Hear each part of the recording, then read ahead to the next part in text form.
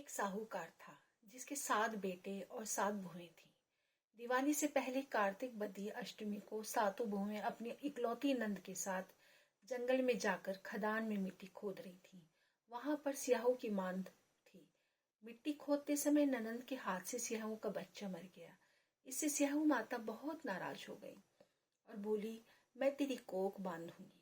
तब ननंद अपनी सातों भाभियों से बोली, तुम में से कोई अपनी कोख बंधवा लो। सभी भाभियों ने अपनी कोख बंधवाने से इनकार कर दिया, परंतु छोटी भाभी सोचने लगी कि अगर मैंने अपनी कोख नहीं बंधवाई तो सासू जी नाराज होंगी। यह सोचकर ननंद के बदले में छोटी भाभी ने अपनी कोख बंधवा ली। अब इसके बाद उसको जो बच्चा होता वह 7 दिन का होकर मर जाता। एक दिन पंडित को बुलाकर पूछा, मेरी संतान 7वें दिन क्यों मर जाती है? तब पंडित ने कहा, तुम सुरही गाय की सेवा करो। सुरही गाय स्याहू माता की भाईली है, वह तेरी कोख खुलवा देगी, तब तेरा बच्चा जिएगा।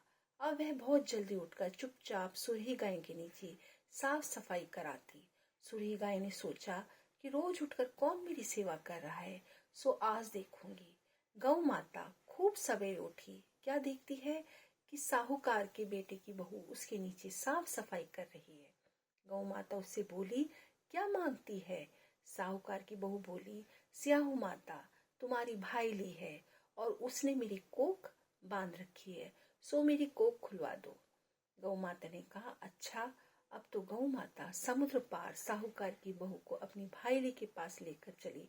रास्ते में कड़ी धूप थी, सो वह दोनों एक पेड़ के नीचे बैठ गईं। थोड़ी देर में एक सांप आया।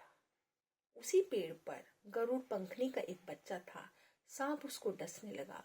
तब साहूकार की बहू ने सांप मारकर ढाल के नीचे दबा दिया और बच्चे को बचा लिया। थोड़ी देर में गरुड़ पंखनी आई तो वहां खून देखकर साहूकार की बहू को चोंच मारने लगी। तब साहूकार की बहू बोली, मैंने तेरे बच्चे को नहीं मारा, बल्कि सांप तेरे बच्चे के करीब आया था। मैंने तो उससे तेरे बच्चे की रक्षा की है। यह सुनकर गरुड़ पंखनी बोली, मांग तू क्या मांगती है? वह बोली, 7 समुद्र पार स्याहू माता रहती है, हमें तो उसके पास पहुंचा दे। तब गरुड़ पंखनी ने दोनों को अपनी पीठ पर बैठाकर स्याहू माता के पास पहुंचा दिया। स्याहू माता उनको देखकर बोली, आ बहन, बहुत दिनों में आई है। फिर कहने लगी, बहन मेरे सिर में जुएं पड़ गई हैं। तब सुरी के कहने पर साहूकार की बहू ने उसकी सारी जुएं निकाल दी। इस पर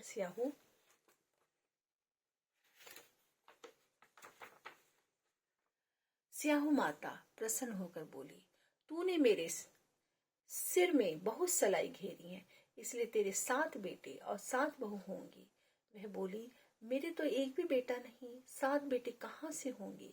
स्याहू माता बोली, वचन दिया है, वचन से फिरूं तो धोबी की कुंड पर कंकरी हूं। तब साहूकार की बहू बोली, मेरी कोख तो तुम्हारे पास बंद पड़ी है। यह सुन स्याहू माता बोली, तूने मुझे ठग लिया। जा, तेरे घर पर तुझे 7 बहुएं मिलेंगी। तू जाकर उजमन करियो, 7 अहोई बनाकर 7 कढ़ाई करियो। वह लौटकर घर आई तो वहां देखा कि 7 बेटे 7 बहू बैठे हैं। वह खुश हो गई। उसने 7 अहोई बनाई, 7 उजमन किए और 7 कढ़ाई करी।